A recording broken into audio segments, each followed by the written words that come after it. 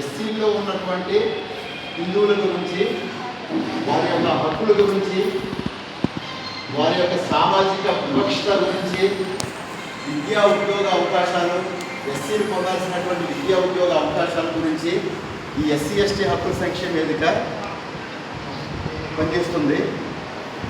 ఈరోజు మనం కర్నూలులో మనం ఈ స్కూల్లో రౌండ్ టేబుల్ సమావేశం దేనికోసం నిర్వహించుకున్నామంటే, తరతరాలుగా అంటరానితనానికి అస్పృశ్యతకి గురైనటువంటి ఎవరైతే హరిజనులు ఉన్నారో వీళ్ళకి భారత రాజ్యాంగం నుంచి, భారత రాజ్యాంగం యొక్క విశేషమైన అధికారాలు డాక్టర్ బిఆర్ అంబేద్కర్, బాబు జగజ్జీవన్ రావుల యొక్క పోరాట ఫలితంగా ఈరోజు రిజర్వేషన్ ఫలాలు ఎవరైతే అట్టడుగు వర్గాలు ఉన్నారో, మన తోటి అనేక రకాలైనటువంటి వృత్తుల్లో ఉన్నారో, మన ఆంధ్రప్రదేశ్లో 59 కులాలు ఉన్నాయండి, ఎస్సీ కులాలు ఆంధ్ర తెలంగాణలో. ఈ 59 కులాల్లో ఉన్నటువంటి ఎస్సీలు ఈ రోజుకి కూడా రాజ్యాంగ ఫలాలు అందిపుచ్చుకోలేనటువంటి పరిస్థితుల్లో ఉన్నారు. దీనికి ప్రధానమైనటువంటి కారణాలు ఉన్నాయి. రాజ్యాంగంలో బాబాసాహెబ్ అంబేద్కర్ 1950లో రాజ్యాంగాన్ని ఆమోదించిన సందర్భంలో పార్లమెంటు సభ్యులు, రాజ్యసభ సభ్యులు, ఇరు సభ్యులు కూడా ఎస్సీలకి రిజర్వేషన్లు కల్పించాలి, ఎస్సీలు అంటే ఎవరనేది స్పష్టంగా చెప్పారు. ఆ రోజు ఆ స్పష్టత ఏమంటే, అంటరానితనానికి, అస్పృశ్యతకి ఆనాడు సమాజానికి దూరంగా పెట్టినటువంటి వ్యక్తులందరినీ కూడా గ్యాదర్ చేసి వీళ్ళందరూ కూడా ఎస్సీ రిజర్వేషన్ ఫలాలు పొందడానికి అర్హులని చెప్పి 1950వ సంవత్సరంలో మన పార్లమెంటు, రాజ్యసభ నుంచి బిల్లు పాస్ చేసి రాష్ట్రపతి దగ్గరికి పంపిస్తే రాష్ట్రపతి యొక్క ఆమోద ముద్రతో రిజర్వేషన్లు మనకు కల్పించబడ్డాయి. దీంట్లో ఉండాల్సినటువంటి ఆ రోజు ఎస్సీల్లో ఉన్నటువంటి హిందువులకి, సిక్కులకి మాత్రమే రిజర్వేషన్లు కల్పించబడ్డాయి. మిగతా క్రైస్తవులు కానీ, ముస్లింలు కానీ, వేరే మతాల వాళ్ళకి ఆ రోజు రిజర్వేషన్లు ఇవ్వడం రాజ్యాంగ స్ఫూర్తికి వ్యతిరేకము. క్రైస్తవ మతం, ముస్లిం మతం అనేది ఇక్కడ మన దేశంలో లేనటువంటి మతాలయ్యి, కాబట్టి వాళ్ళకి రిజర్వేషన్ ఇవ్వడానికి కుదరదని బాబాసాహెబ్ అంబేద్కర్ స్పష్టమైనటువంటి వివరణ ఇచ్చారు. ఆ రోజు ఆ రిజర్వేషన్ కల్పించిన సందర్భంలో 3 సభ్యులు, పార్లమెంటు సభ్యులు క్రైస్తవులు ఉన్నారండి. క్రైస్తవులు వచ్చి బాబాసాహెబ్ అంబేద్కర్ని స్పష్టంగా అడిగారు. కొంచెం ముందుగా బాబాసాహెబ్ అంబేద్కర్ స్పష్టమైన వివరణ ఇచ్చారు వారికి.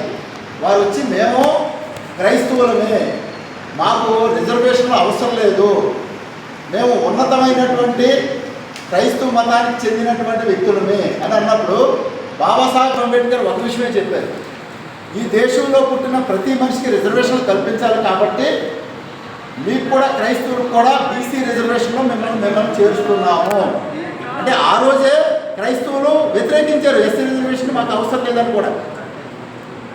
ఈ విషయాన్ని స్పష్టంగా తీసుకొని అభివృద్ధి చెందాల్సినటువంటి, అభివృద్ధికి నోచుకున్నటువంటి వ్యక్తుల యొక్క అభివృద్ధి కోసం మనం సామాజికంగా సామాజిక వివక్షతని ఆ రోజు విద్యాపరంగా విద్యా ఉద్యోగాల్లో మనకి అసలు ప్రయోజనం లేదు. కాబట్టి ఈ రిజర్వేషన్ కల్పించాలని ఆ రోజు రిజర్వేషన్ మనకి భారత రాజ్యాంగం నుంచి రిజర్వేషన్ కల్పించబడ్డాయి. కానీ ప్రస్తుత పరిస్థితుల్లో ఎలా ఉందంటే, ఎస్సీ రిజర్వేషన్ల పైన ఎస్సీలు చదువుకుంటున్నారు, ఉద్యోగాలు చేస్తున్నారు, అభివృద్ధి చెందుతున్నారనే ఒక కుట్రపూరితమైనటువంటి ఆలోచనతో దళిత క్రైస్తవులు, బీసీసీలు ప్రస్తుత రోజుల్లో మాకు కూడా ఎస్సీ రిజర్వేషన్ కల్పించండి, మేము క్రైస్తవ మతంలో ఉన్నంత మాత్రాన మేము అస్పృశ్యతకి గురవుతున్నాము, కాబట్టి మాకు ఎస్సీ రిజర్వేషన్ కల్పించండి అని చెప్పి వారి యొక్క తీర్మానంతో సుప్రీంకోర్టులో కూడా వారు స్టే చేశారు. ఏ సందర్భంలో 2004లో శ్రీమతి సోనియా గాంధీ గారి ప్రభుత్వం వచ్చినప్పుడు సుప్రీంకోర్టులో ఆ సోనియా గాంధీ గారు ఏమంటే ఈ దేశం మొత్తం కాంగ్రెస్ క్రిస్టియన్ మయం చేయాలని ఒక ఆలోచనతో కొంతమంది కుహానా మేధావుల్ని హిందూ వ్యతిరేక పార్టీలు వాళ్ళని చేర్చుకొని సుప్రీంకోర్టులో స్టే చేసి దళిత క్రైస్తవులకి ఎస్సీ రిజర్వేషన్లు ఎందుకు ఇవ్వకూడదనే ఒక ఆలోచనతో ఆవిడ ఈ దేశాన్ని క్రైస్తవ రాజ్యంగా మార్చాలనే ఆలోచనతో ఆవిడ అలా వెళ్ళింది. అప్పటి నుంచి కూడా సుప్రీంకోర్టే కాదు, మన రాష్ట్రాల్లో దేశంలో ఉన్నటువంటి అనేక రాష్ట్రాల్లో ఉన్నటువంటి న్యాయస్థానాలు కూడా దళిత క్రైస్తవులకి ఎస్సీ రిజర్వేషన్ కల్పించడం రాజ్యాంగ స్ఫూర్తికి వ్యతిరేకము, రాజ్యాంగంలో స్పష్టమైనటువంటి విషయం ఉంది, మీరు చదువుకోండి అని చెప్పింది. అనేక రకాలైన రీసెంట్గా కూడా మనం సుప్రీంకోర్టు తీర్పును చూసాం. క్రైస్తవులకి ఏ ప్రాతిపదికన మనం హిందూ రిజర్వేషన్ కల్పిస్తాం? ఇక్కడ ఎస్సీల్లో ఉన్న వాళ్ళకి మతం ఉంది, కులం ఉంది. క్రైస్తవుల్లో మతం ఉంది కానీ కులం లేదు వాళ్ళ దగ్గర. కులం లేని వాళ్ళకి కుల సర్టిఫికెట్ మనం ఎలా ఇస్తాము? పైగా ఎస్సీలందరూ కూడా హిందువులే. ఎస్సీల్లో క్రైస్తవులకి రిజర్వేషన్ కల్పించడం రాజ్యాంగానికి వ్యతిరేకం కాబట్టి ఎస్సీల్లో హిందువులు, బౌద్ధులు, ఈ దేశంలో ఉన్నటువంటి కొంతమంది సిక్కులు మాత్రమే ఉండాలని చెప్పి స్పష్టంగా చెప్తుంది. ప్రస్తుత పరిస్థితుల్లో దళిత క్రైస్తవులు అనే వాళ్ళ దగ్గర నుంచి ఎస్సీల్లో ఉన్నటువంటి మన హిందూ సోదరులు ఎవరైతే ఉన్నారో వాళ్ళందరూ కూడా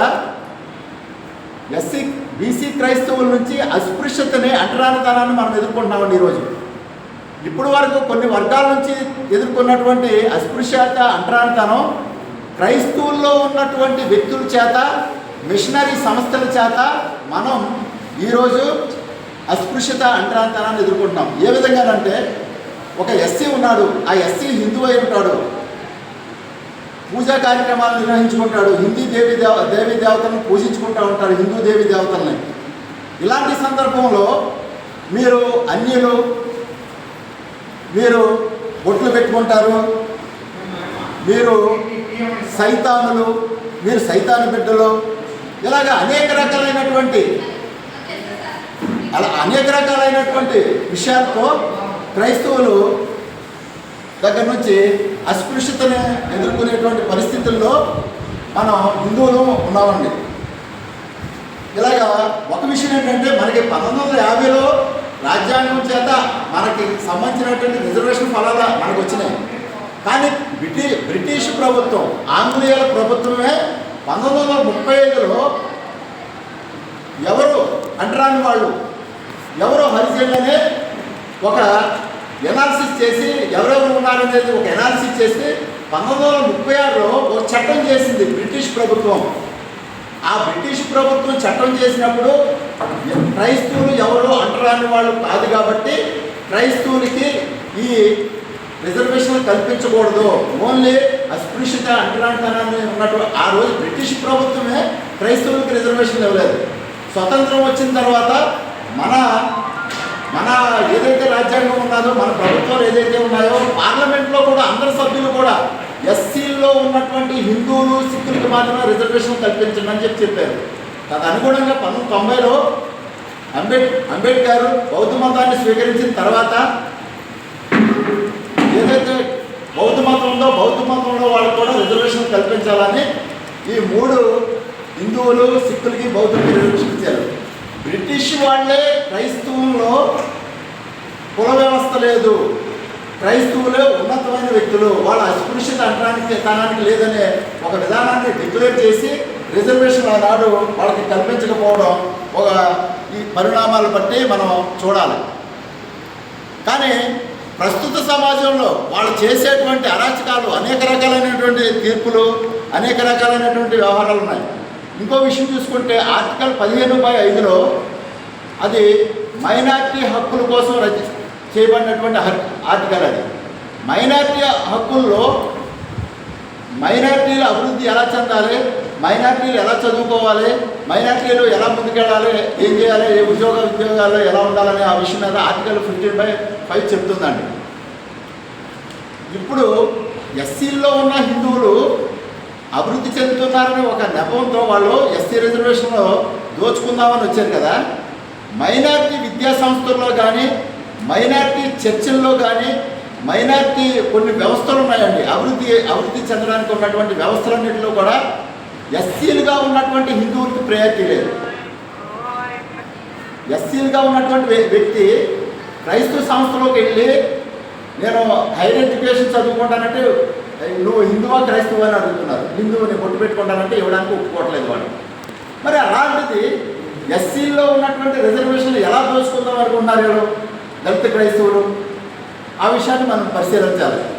మైనారిటీ విద్యా సంస్థల్లో మనకు ప్రయారిటీ లేదు.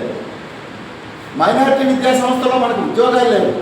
మైనారిటీ విద్యా సంస్థల్లో కానీ, మైనారిటీ సంస్థల్లో కానీ మనకి ఆర్థిక పరమైనటువంటి వ్యవహారాల్లో మనం తలదోర్చినెవరు. అలాంటి వ్యక్తులు ఈరోజు మన రిజర్వేషన్ల పైన దాడి చేయడానికి రెడీగా ఉన్నారు. ఇలాంటి పరిస్థితుల్లో మనం చేయాల్సింది ఏంటంటే కోర్టులను ఆశ్రయించాము. కోర్టుల నుంచి మనం అనేక రకాలైనటువంటి తీర్పులు మనకు అనుకూలంగా వచ్చినాయి. ఆ తీర్పులకు వ్యతిరేకంగా వాళ్ళు ఫైట్ చేస్తున్నారు.